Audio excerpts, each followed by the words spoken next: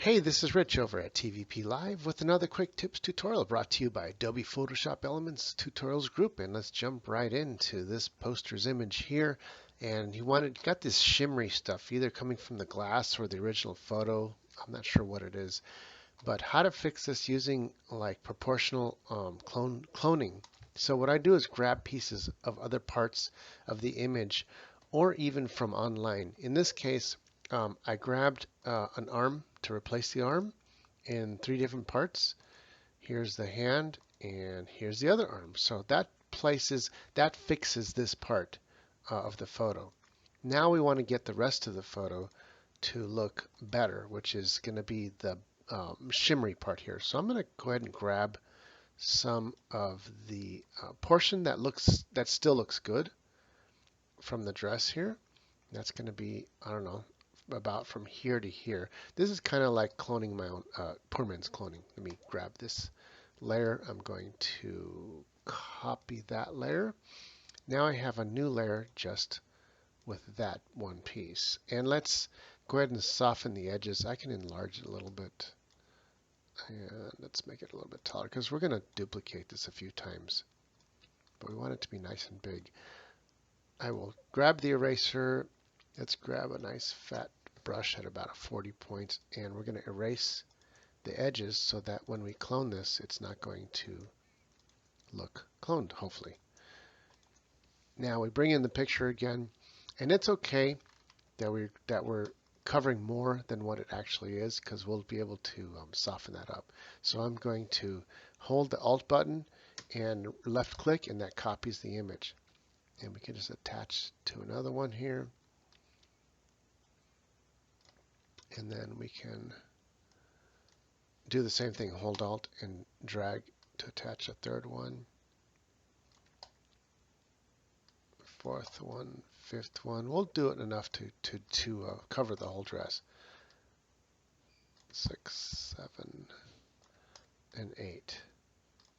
So that's our 8 pieces here. I'm going to take all those 8 layers and right click and merge.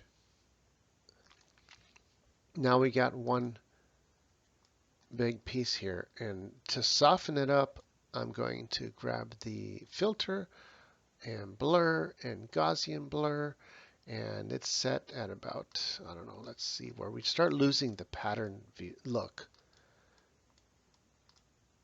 And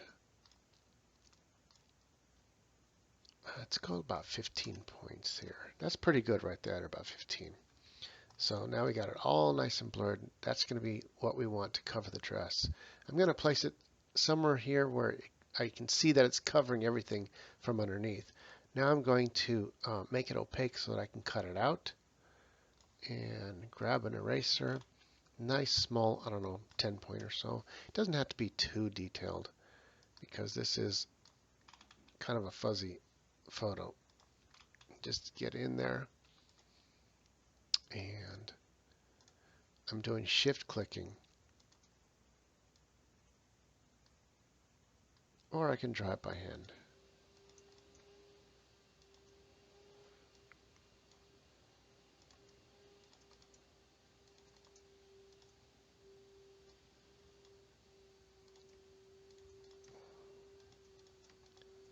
And do the same thing on this side. Just follow along with the dress. The dress line, the continuous dress line.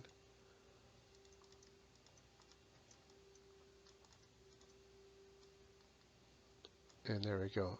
Next we grab the polygon tool, and we're going to cut out everything else that we don't want by cutting within those lines that I just did.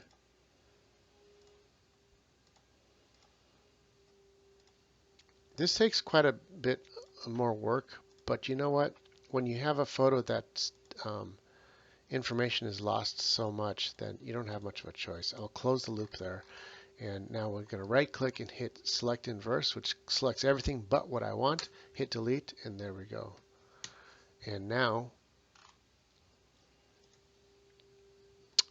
we can bring the opacity back up to wherever we want.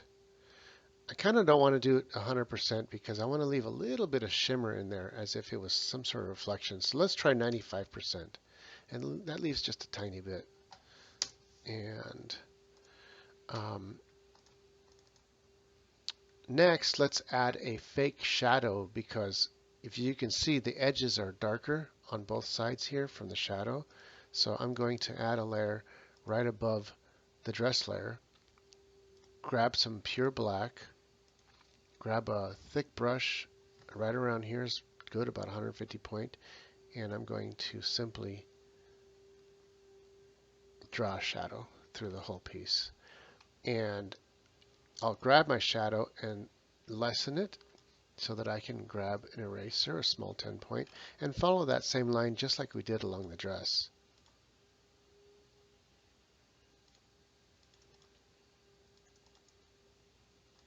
And as you can see, I did the shadow center of the actual shadow brush right in the middle of the edge of the dress because that is where the black is the most black.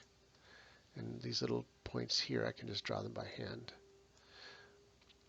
Finally, grab the polygon tool and get rid of the parts of the shadow that I don't want, which are anything beyond the dress.